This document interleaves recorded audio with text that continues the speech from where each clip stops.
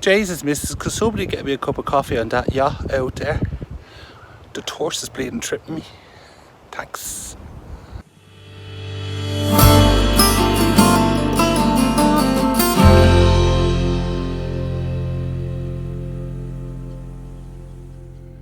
This is central Reykjavik at 4 a.m. in terms of brightness. Holy moly.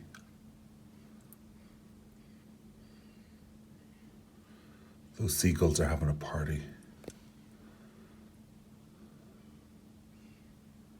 A trash party.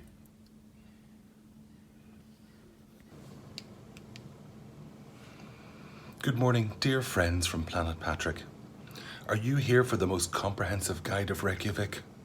Then you're in the wrong place. You're going to get a very subjective view from this elderly gentleman of things that he randomly walks past. And if that's what you're here for, you're probably drunk, and I'd like to support you in that. Good morning. I've just left the hotel. It's pretty cold, to be fair. Maybe about 3 degrees. I'm suddenly glad of my 17 layers of fleece. 2. Okay, 2. Okay, let's try and find this sun monument thing.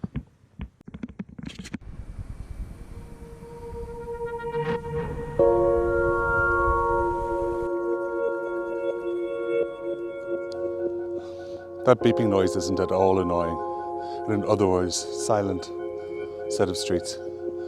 It's really beautiful though. There's a beautiful light at this time in the morning. Onwards.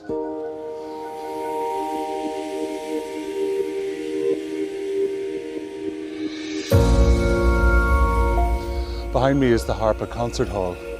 It very quickly became somewhere that everyone wanted to photograph because it's simply so beautiful. And it's really nice in the sunlight of the morning.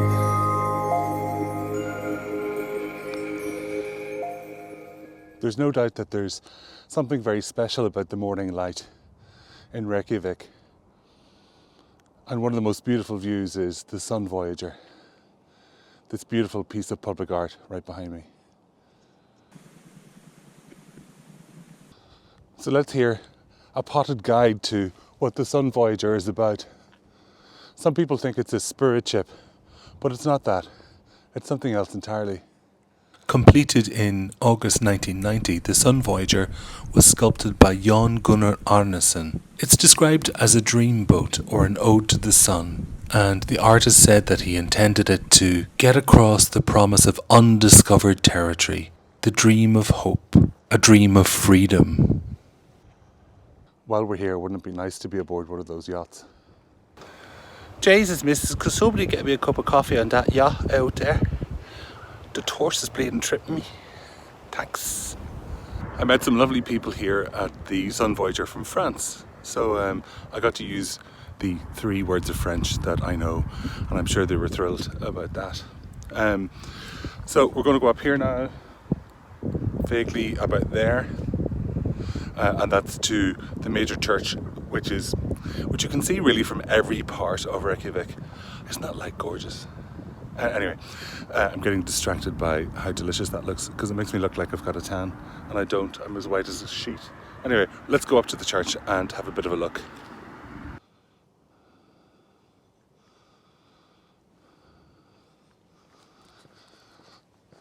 I think all the colours are so lovely in the morning light. The yellow, the red.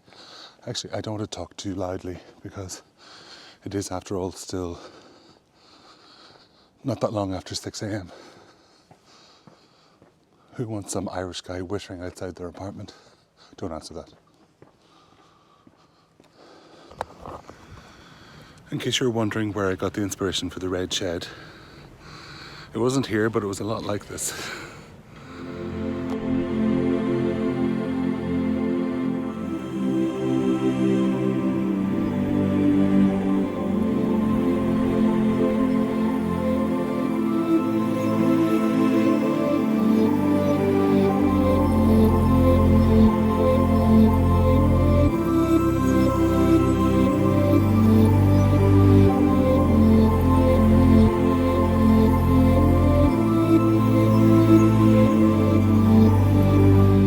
effect is rather ruined by a taxi driver going past playing some kind of house music.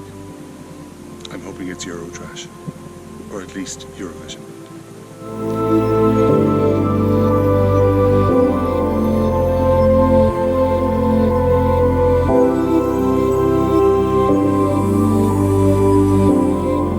So, I'm afraid I'm going to mispronounce this terribly. This is Hallgrimskirkja in Iceland. Is this the land of fire and ice? The land of very dramatic architecture, well placed. You like visual drama, strange videos, random people walking around cities that you've never wanted to visit? Visit Planet Patrick on YouTube and subscribe, people, subscribe. So here I am on my YouTube channel, and this is where I visit like places which are gorgeous at stupid o'clock in the morning because I can't sleep after travel. Also gin. I can't sleep after gin. Help me. You have been denied entry to the doors of Reykjavik. Get out of here. All of this madness on Planet Patrick. Where else would you get it? Possibly lots of other places, but nothing quite so dramatic.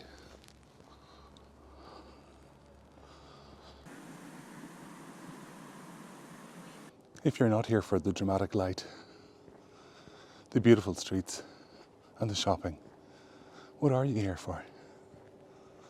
This is Reykjavik, and it's amazing. Yes, I'm walking through Reykjavik on my way back to the hotel for breakfast. And yes, I came across this unexpectedly fabulous rainbow street. It leads the whole way back up to Hallgrimskirkja, which you probably can't see in the background unless I do this. Yeah, okay, now you can see it. So that's a thing. It's gorgeous. Follow the yellow brick road, follow the rainbow road. Follow, follow, follow, follow, follow the rainbow road. I picked a really great time to film. There's a bin lorry and a group of people coming up behind me. But what can you do? You gotta film when you gotta film. Anyway, this looks a bit like an Irish or Scottish country house. Right here. A slightly dour one. But it is in fact the Althingi, which is the Icelandic Parliament. Hello, nice people. The first time I saw it, I thought it was maybe a bit small for its task, but you know what? If it fits the bill. I think behind here, they're building something new, so I don't know whether maybe it's more offices, something like that.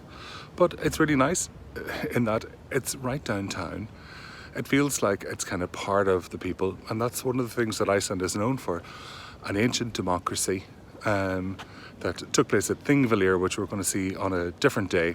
On another part of this trip, but also for giving the vote to women very early, for LGBTQ rights. You know, Iceland has really been to the forefront of that, and we need to celebrate it, and this is where it all happened. So yay, Althingi, yay, slightly dour building. Ha! Here's my friends from the middle of the night. The trash birds. This is what they've been up to. Pretty gross, but they're hungry beasties too. My hotel room is literally right there. There. You'd like to overlook the square, they said? Not again. I've got one more night of it, so let's see.